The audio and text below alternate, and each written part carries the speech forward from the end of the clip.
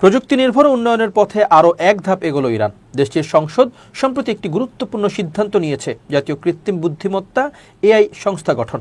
এই সংস্থার লক্ষ্য হবে দেশের কৃত্রিম বুদ্ধিমত্তা ইকোসিস্টেমের উন্নয়ন, গবেষণায় সমন্বয় আনা এবং নীতিগত দিকগুলোকে আরও কার্যকরভাবে বাস্তবায়ন করা।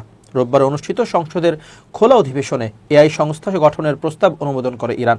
জাতীয় কৃত্রিম বুদ্ধিমত্তা বিল এর ধারা ৩ সংশোধনের মাধ্যমে এই সিদ্ধান্ত কার্যকর হয়। নতুন সংস্থাটি প্রেসিডেন্ট মাসুদ পেজেশকিয়ানের তত্ত্বাবধানে স্বাধীনভাবে কাজ করবে। সরকারের উদ্দেশ্য হল বিদ্যমান জাতীয় সম্পদগুলোকে কাজে লাগিয়ে কৃত্রিম বুদ্ধিমত্তাকে একটি মূল উন্নয়ন খাতে পরিণত করা এবং আন্তর্জাতিক পর্যায়ে প্রতিযোগিতায় টিকে থাকা। মেহের নিউজ এজেন্সির খবরে জানানো হয়েছে, সংশোধনী অনুযায়ী একটি স্বাধীন জাতীয় সংস্থা প্রতিষ্ঠা করা হবে, যা ইরানের এআই শাসন কাঠামো তৈরির মূল কেন্দ্র হিসেবে কাজ করবে। এই সংস্থার সচিবালয় প্রেসিডেন্টের প্রত্যক্ষ তত্ত্বাবধানে পরিচালিত হবে এবং জাতীয় এআই নীতিমালার বাস্তবায়নে সরকারি সংস্থাগুলোর মধ্যে সমন্বয় সাধন করবে। সংস্থার প্রধানকে সরাসরি প্রেসিডেন্ট নিয়োগ করবেন।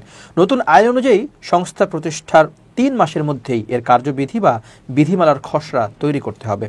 এই প্রক্রিয়ায় গুরুত্বপূর্ণ ভূমিকা রাখবে ইরানের বিজ্ঞান, প্রযুক্তি ও জ্ঞানভিত্তিক অর্থনীতি বিষয়ক উপপ্রেসিডেন্সি, প্রশাসনিক ও নিয়োগ সংস্থা, পরিকল্পনা ও বাজেট সংস্থা এবং বিজ্ঞান, স্বাস্থ্য, তথ্য ও যোগাযোগ প্রযুক্তি, শ্রম ও শিক্ষা মন্ত্রণালয়গুলো। খসড়া প্রস্তুত শেষে তা মন্ত্রিসভার অনুমোদনের জন্য পাঠানো হবে। এই উদ্যোগ ইরানের প্রযুক্তিভিত্তিক অর্থনৈতিক নীতি বাস্তবায়নের সঙ্গে ঘনিষ্ঠভাবে সম্পর্কিত।